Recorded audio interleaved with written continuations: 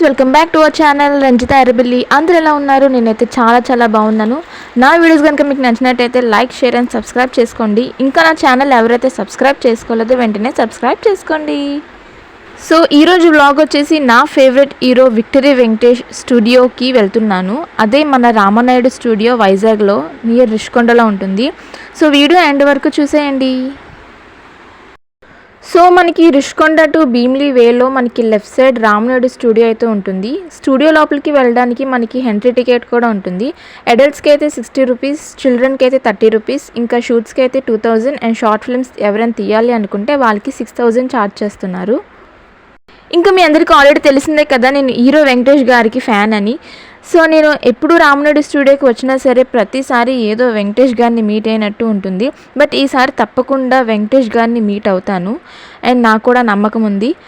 So నాకు ఎప్పుడు కూడా మీ సపోర్ట్ ఉండాలని నేను ఎప్పుడు కోరుకుంటున్నాను. రామనాయుడు ఫిలిం స్టూడియో వైజాగ్లో ఉన్న ప్రముఖ సినిమా స్టూడియోల్లో ఒకటి. దీనిని ప్రముఖ నిర్మాత దగ్గుపాటి రామనాయుడు గారు స్థాపించారు. ఈ స్టూడియో విశాఖపట్నంలోని రిషికొండ బీచ్ దగ్గర అందమైన పరిసరాల్లో ఉంది. సముద్రం, కొండలు వంటి సహజ సౌందర్యం ఉండటం వల్ల ఇక్కడ షూటింగ్లకు ప్రత్యేక ఆకర్షణ ఉంటుంది. రామనాయుడు ఫిలిం స్టూడియోలో సినిమా షూటింగ్లు, టీవీ ప్రోగ్రాంలు, ఈవెంట్లు నిర్వహించడానికి అవసరమైన అన్ని సౌకర్యాలు ఉన్నాయి. తెలుగు, తమిళం, హిందీ వంటి భాషల్లో అనేక సినిమాలు ఇక్కడ చిత్రీకరించబడతాయి. ఇది కేవలం స్టూడియో మాత్రమే కాకుండా పర్యాటక కేంద్రంగా కూడా ప్రసిద్ధి చెందింది. వైజాగ్కు వచ్చే పర్యాటకులు ఈ ప్రదేశాన్ని సందర్శించడానికి ఆసక్తి చూపుతారు. హైదరాబాద్లో రామనాయుడు గారికి అప్పటికే 2 ఫిలిం స్టూడియోలు ఉన్నప్పటికీ రామనాయుడు గారు తన 3వ స్టూడియోను విశాఖపట్నంలో ఏర్పాటు చేయాలని ఎంచుకున్నారు. ఇది ఆయన దురదృష్టిని తెలియజేస్తుంది. గంగవరం బీచ్, భీమిలిపట్నం, విజయనగరం, బొబ్బిలి కోటలు మరియు సమీపంలోని అరకులోయ వంటి సుందరమైన ప్రదేశాలు ఉండటం ఆయనకి ఈ ఫిలిం స్టూడియోను ప్లాన్ చేసేలా చేసింది.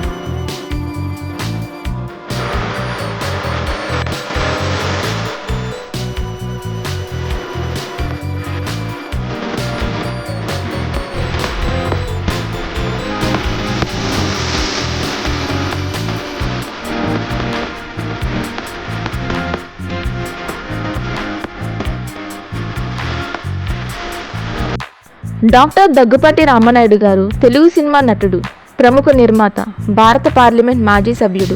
ఇతను 1936వ సంవత్సరంలో జూన్ 6న తేదీన ప్రకాశం జిల్లా కారంచేడులో జన్మించారు.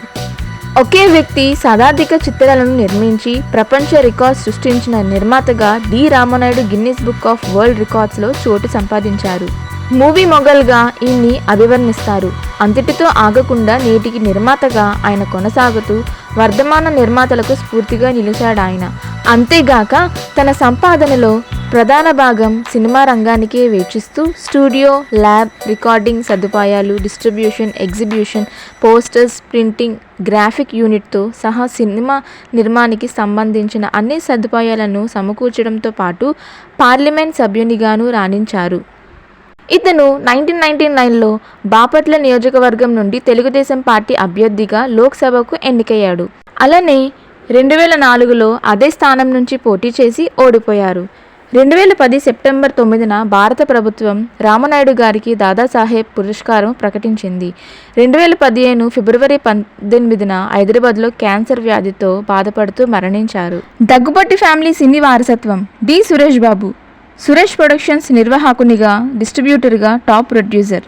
దగ్గుపాటి వెంకటేష్ తెలుగులో ఫ్యామిలీ హీరోగా, స్టార్ నటునిగా గుర్తింపు పొందారు.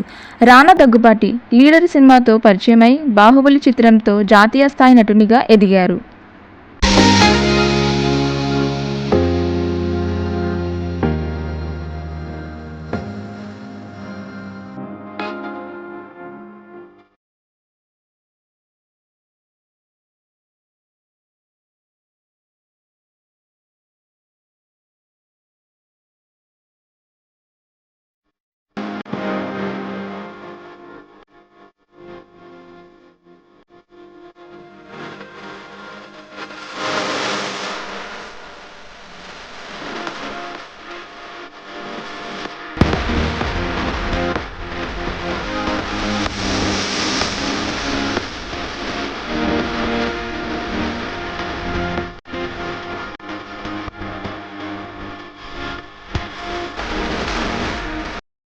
విక్టరీ వెంకటేష్గా పేరు పొందిన దగ్గుబాటి వెంకటేష్ తెలుగు సినిమా కథానాయకుడు. ఈయన తెలుగు నిర్మాత, అత్యధిక చిత్రాల నిర్మాతగా గిన్నిస్ బుక్ ప్రపంచ రికార్డు సాధించిన డి రామానాయుడు రెండవ కుమారుడు వెంకటేష్. వెంకటేష్కు బాగా పేరు తెచ్చిన సినిమాలు చంటి, కలిసుందంరా, సుందరకాండ, రాజా, బొబ్బిలి రాజా, ప్రేమించుకుందాంరా, పవిత్ర బంధం, సూర్యవంశం, లక్ష్మి, ఆడవారి మాటలకు అద్దాల వేరులే, ఇంకా చాలా మూవీస్తో ఆయన 2 హిందీ సినిమాలు కూడా చేశారు. వెంకటేష్ అభిమానులు విక్టరీ వెంకటేష్ అని లేదా ముద్దుగా వెంకీ అని పిలుస్తారు. ఇప్పటి వరకు దాదాపు 80 పైగా సినిమాల్లో నటించిన ఈయన 7 నంది అవార్డులు గెలుచుకున్నారు. అదీ కాక 2025 సంవత్సరంలో అనిల్ రావిపూడి దర్శకత్వంలో వచ్చిన సంక్రాంతికి వస్తున్నాం సినిమా ద్వారా సీనియర్ హీరోల్లో 300 కోట్లు సాధించిన తొలి హీరోగా రికార్డు సృష్టించారు. ఈయన సినిమాల ద్వారా చాలామంది హీరోయిన్స్ తెలుగు తెరకు పరిచయం అయ్యారు. ఖుష్బూ, టాబు, దివ్యభారతి, గౌతమి, ప్రేమ, హారతి అగర్వాల్, ప్రీతి జింతా, కత్రినా కైఫ్, అంజలా జవేరి మొదలగు హీరోయిన్స్ అందరూ కూడా వెంకటేష్ తెలుగులో పరిచయం అయ్యారు. సౌందర్యతో వెంకటేష్ ది హిట్ పేర్. సౌందర్యతో ఈయన 7 సినిమాలు చేశారు. మీనాతో 4 సినిమాలు చేశారు. ఆ 4 కూడా చాలా విజయవంతం అయ్యింది. హారతి అగర్వాల్తో 3 సినిమాలు చేశారు. ఆ 3 కూడా విజయవంతం అయ్యింది. వెంకటేష్ రాఘవేంద్ర గారు దర్శకత్వంలో ఎక్కువ సినిమాలు చేశారు. పైగా రాఘవేంద్రరావు గారు వెంకటేష్ని కలియుగ పాండవుల సినిమాతో తెలుగు తెరకు కథానాయుడుగా పరిచయం చేశారు. ఈ సినిమా మంచి ప్రజాదరణ పొందడంతో పాటు వెంకటేష్కు నూతన కథానాయకుడిగా నంది అవార్డు లభించింది. ఆ తర్వాత ప్రేమ, ధర్మచక్రం, చంటి, స్వర్ణకమలం, గణేష్, కలిసుందంరా, ఆడవారి మాటలకు అద్దాల వేరులే సినిమాలు వెంకటేష్కు నంది అవార్డులను అందించాయి. దగ్గుబాటి సురేష్ బాబు ప్రముఖ తెలుగు సినిమా నిర్మాత.